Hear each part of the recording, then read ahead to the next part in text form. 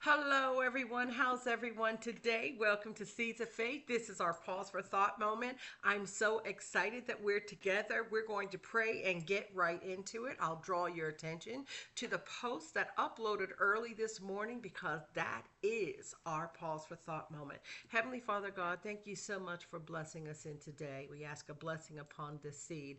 Let it nourish our spirit, soul, and body, growth in every area of our being as we pursue you for your wisdom today, tomorrow, and forevermore. Let us embrace it and be blessed by it daily for your glory. In Jesus' name, we ask this in all things. Amen. Glory to God. You ready? Let's go. Turn with me to Proverbs chapter 2. Give you a moment to get there.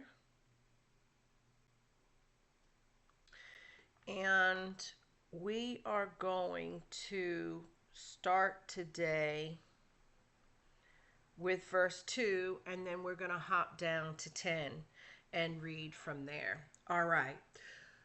So that you incline your ear to wisdom and apply your heart to understanding.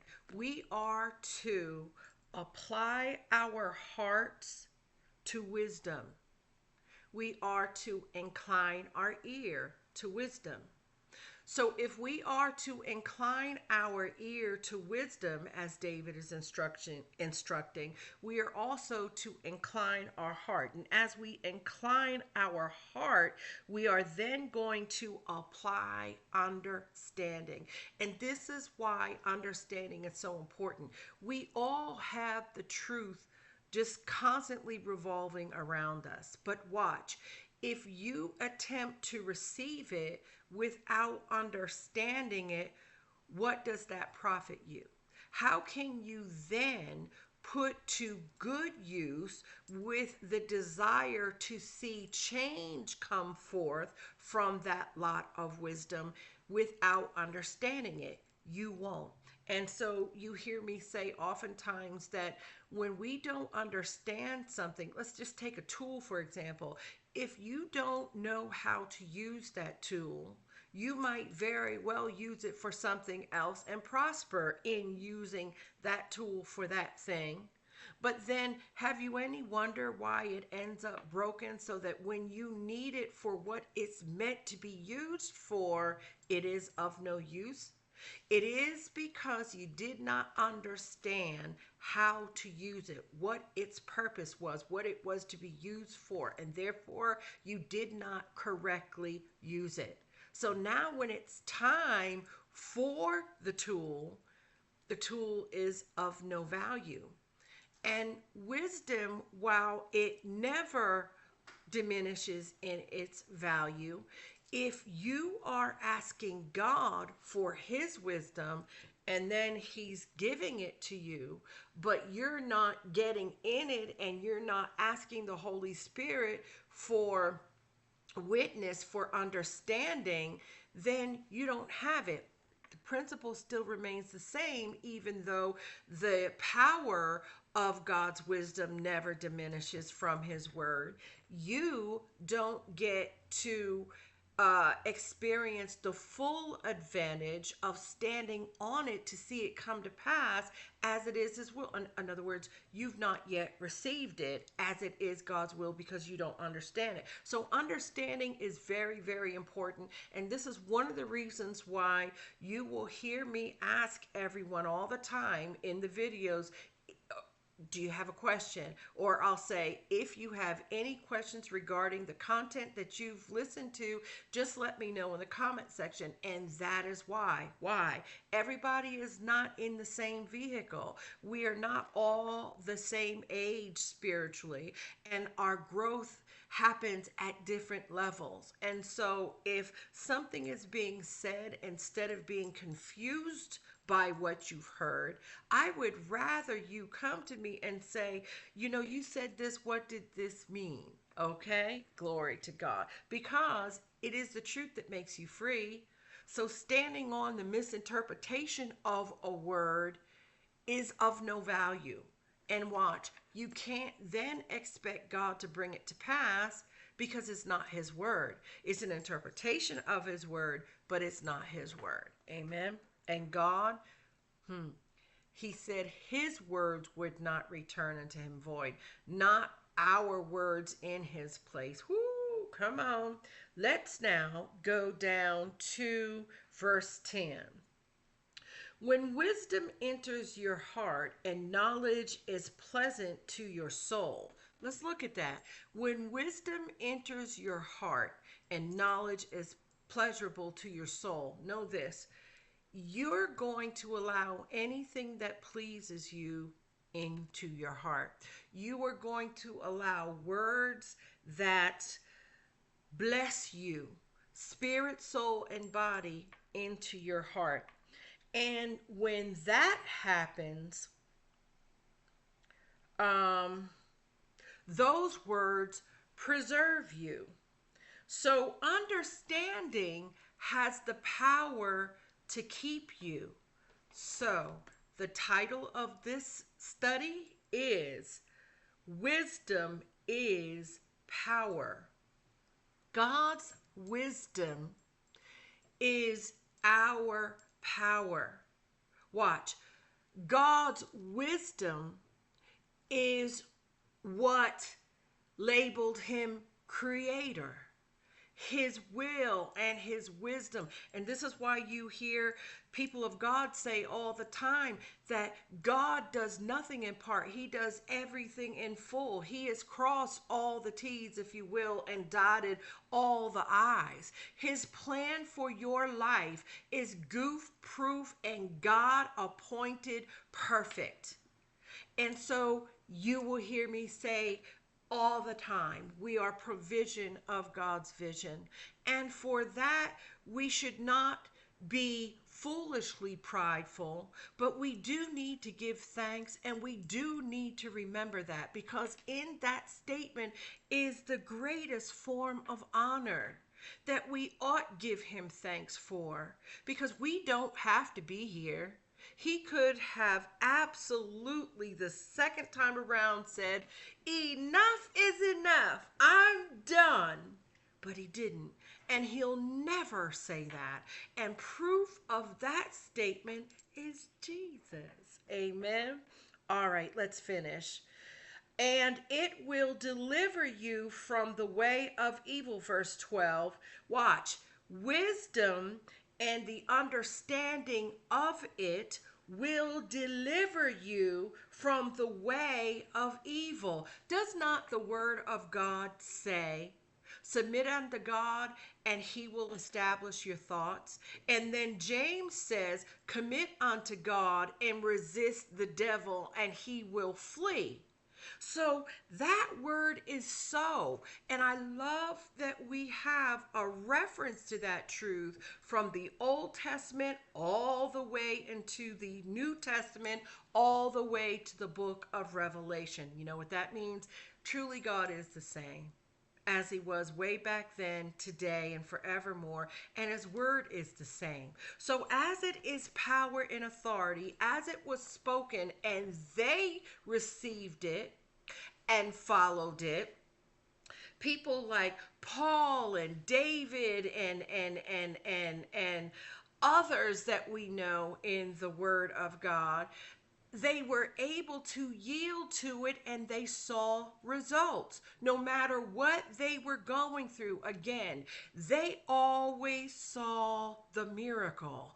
What's the miracle? Who's the miracle? Jesus. You know, I always said healing is wonderful. We all, when we go through the trials of the flesh, we all request healing. And one day I was talking to my pastor and I said, you know, for me, the miracle of healing, just for me, the miracle of healing isn't taking place when you enter into the manifestation of healing. It's not. The miracle is that you choose to turn away from the reports, the conditions, your mindset, your feelings that might be up in arms. You choose to turn away from all of that and trust Jesus. And I know I use this account in the Bible all the time as an example, and that is because it's so magnified in my spirit. Y'all, here we go again. I know. Listen, the leper living on the mountain, when he came down, he said to Jesus, "You could heal me if you want to." And Jesus said he wanted to. And guess what? He did. Now, why did that take place? Because the leper only believed. The leper only believed. Again, he's the same today. Well, Teresa, why doesn't everybody get healed then? Because will is involved, circumstances are involved, things that we don't know are involved, time and living in particular time flows that we don't know anything above, that is ahead, that only God knows because he's already been there, is involved in that decision process that belongs only to God and the person, you and I. See, listen, we are going before the Spirit of God for each other. Yes, we are. But in the end, loves, it's about your heart and the heart of God. It's about your desires, your heart's will, not your flesh and not your mind. Not about what you think, not about what you're worried about missing out on, not about all that, but your heart. These are things that people on the outside that are praying for you cannot see. So we can only stand in faith that whatever your heart desires before God, that it comes to pass according to his riches and glory. Watch, through Christ Jesus. Glory to God. All right, few more minutes and then I'm going to close this out. This is just a pause for thought moment. From the man who speaks perverse things, so understanding of the wisdom will bind the enemy, and you will physically bind the enemy. That's right, folks. We've got things to do. And it will keep the words that the perverse mouth speaks towards you. Those are those ugly things. I mean, I said in the video yesterday, I don't care about being called names. I've been called names all my life. Good, bad, and indifferent. Do you understand? I don't care about what somebody else thinks technically, because look at that person. Look at, if they're thinking nasty, they're not with you and they're never going to be with you. Right? And if they're thinking holy, but they're talking nasty, they're God's business. That's God's issue. And he's going to handle it. And he's going to handle it better than I can handle it. Now, listen, we're not talking about the past, because I've shared some of that with you. I used to pop off. I used to handle things myself and take care of things myself. And I'm glad that I don't have to do that. Okay, so let me make this perfectly clear. It's not that I can't, when I am instructed to take care of things a particular way, that I can't or that I don't, and definitely not that I won't, because I will, okay? But what I find now more often than not is I don't have to. Look, I don't have to defend God, and I don't have to defend believing in God. I don't have to defend the decisions that I make that are based on the will of God for my life. I don't have to defend the years that I walked outside of it. I don't have to defend the mistakes that I made a week ago. I don't have to defend myself at all. God's job is to defend me. And I love that I can trust him. So I love that I have the understanding of that. I also love that I have sojourned into the hour where I understand how to use this instruction. Let your yes be your yes and your no be your no. And what I find is people don't understand that kind of living. They don't understand when you say to them, but the Lord didn't lead me to do this. They only understand the Lord led me to do this because it benefits them. But what happens if the Lord tells you not to do something that's not going to benefit what they want you to do? It causes cataclysmic issues when maturity isn't involved. And do you know why? Because there's folly in the minds of children. And listen, you can be 100 years old and be a child. Okay. Wisdom. It is the power of God.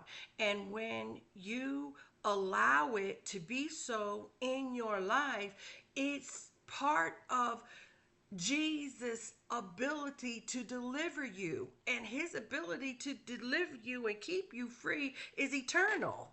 Meaning, he's always going to have the ability to do that. He's always going to have the power and authority to do that. We need to remember that daily, and the clock says, let's stop here. Did you enjoy that pause for thought moment? I hope so. I hope you did. And guess what? I'll come back. I'll do another pause for thought moment before the end of the week and wrap all of this up. I promise. Now, if you were here for the very first time, you watched at this time, please join our growing family. It's free to do so. And then do all the other stuff that I call crossing the T's and dotting the I's. Like, comment, share, and subscribe. Most of all, comment. Let me know, what did you think of the pause for thought moment? I will see you tomorrow for a gospel study right here on Seeds of Faith. Have a great night, everybody. Listen, God loves you. Guess what? Sis T loves you too. Good night.